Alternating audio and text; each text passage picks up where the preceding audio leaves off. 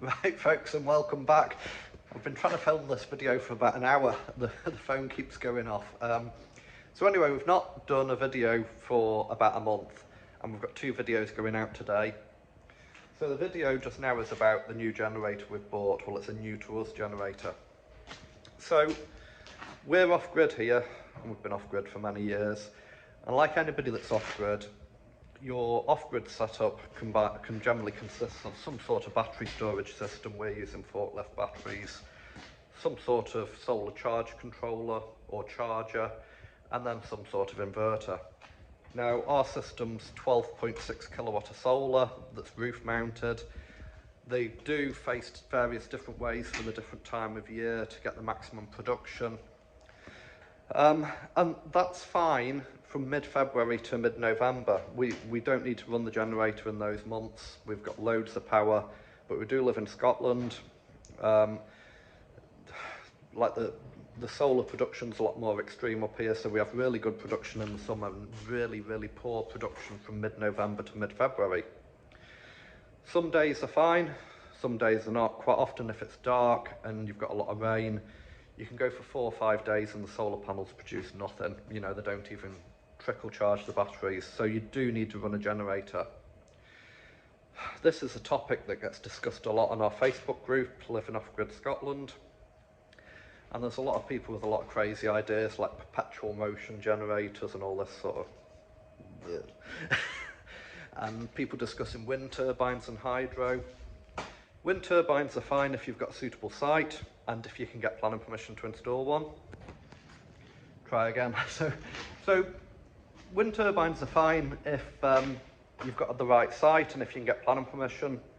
Hydro again is fine if you've got a good water course or water source, but then you need Environment Agency or SEPA approval to divert that water course. I know a lot of people don't, but after a farmer got the jail for diverting a water course down in England, I'd be a bit nervous about doing anything with hydro.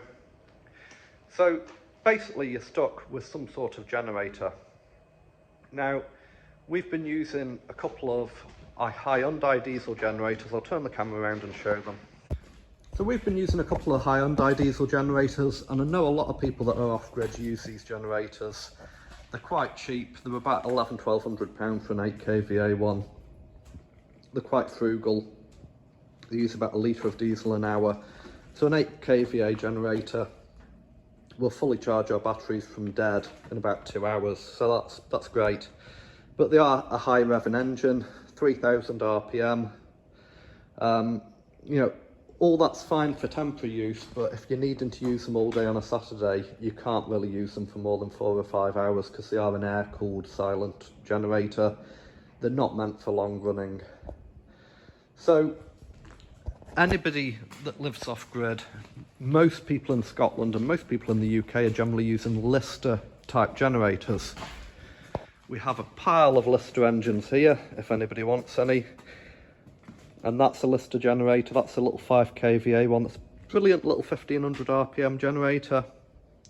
We use it sometimes. We've got a twin cylinder one here. I've only just bought that, paid 80 quid for that. It was a non-runner, I've got it running. It's a welder generator, but it will charge the batteries. Might sell that.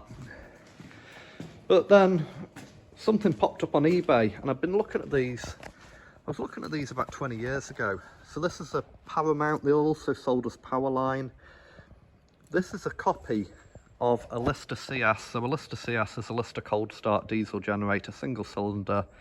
They're 650 RPM, and they were built back around the time of the Second World War. They were built between the First and Second World War in the UK, and these Lister CS generators were really popular for farmhouses, remote houses, and they generally had a small generating set and a DC battery. And what they did was when you turned a light bulb on or something on in your house that was more than 60 watts, the generator would start. Now they fell out of favour just because they're so old and because of the cost of diesel. You know, most people have got proper off-grid systems now with solar and stuff. But these generators are still being made in India. These were getting imported You could buy these off a company online. I won't mention the company because I think they maybe got into trouble for bringing them in. So you could buy these until I think about 2012. So this generator, well, this engine was made in 2008. I bought it off somebody else that's off grid, and he says it's never been used. He said it was set up and they never needed it, it was too big. So this is an Indian copy. They use all the standard Lister parts, so I can get all the parts, I can still buy parts. It's got a different way of starting because this is the way the Indians start them. So it's got a flywheel conversion, so it's got like a ring gear bolted on the back of the flywheel. It's got a car alternator and it's got a dynamo. Now, the guy said it shook a bit when he was running it, but I think that's because he never had it bolted down, so he's tried to put weights on it and stuff. But basically, this is what we're going to be using. It's a 10 horsepower engine. This is tuned up to 1000 RPM, and it's coupled to an 8 kVA alternator, so it's the ideal size for what we need. Because it's a more modern engine with a proper starter motor, we're going to couple it up to a deep sea electronics control panel, so it will work with the Victron inverter.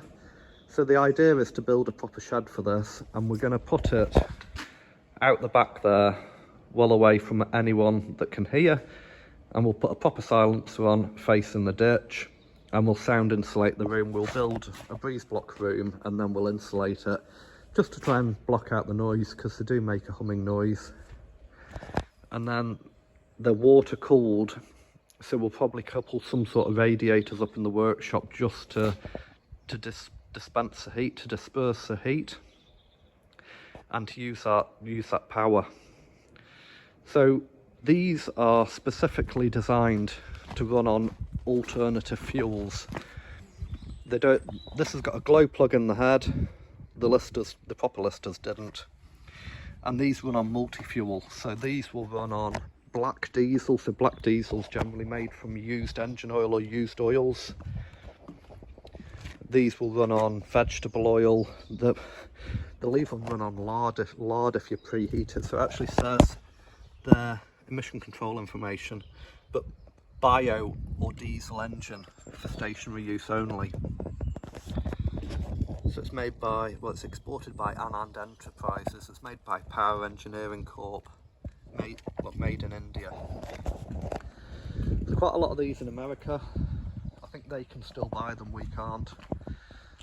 But we're going to set this up, and this will be our main generator. We'll still use the Hyundais probably for the next year or so, because this is going to take a while to set up. It's immensely heavy. That's about a ton. So we will site it. It's running. I've had it running, but it wants a bit doing on the wiring because it's not been wired up properly. Needs a regulator box for the dynamo, or maybe fit an alternator.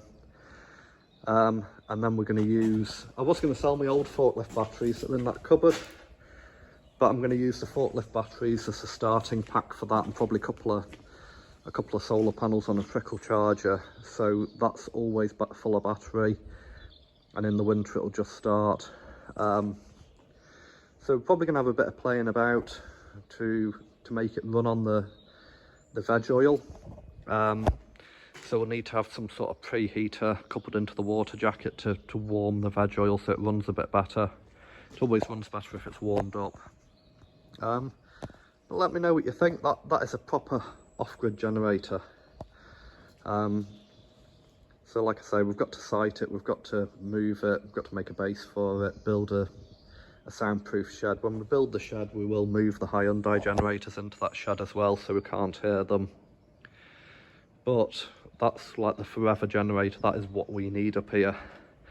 These generators in constant use can do 40-50,000 hours without any damage to them. So I'm going to put a video in now of it running, and let me know what you think. It's getting harder and harder to get these old Listers in the UK. I don't know what's happened to them. Probably a lot of them have been scrapped. I've heard of people just leaving them outside and scrapping them, but these are what you really need if you're off-grid.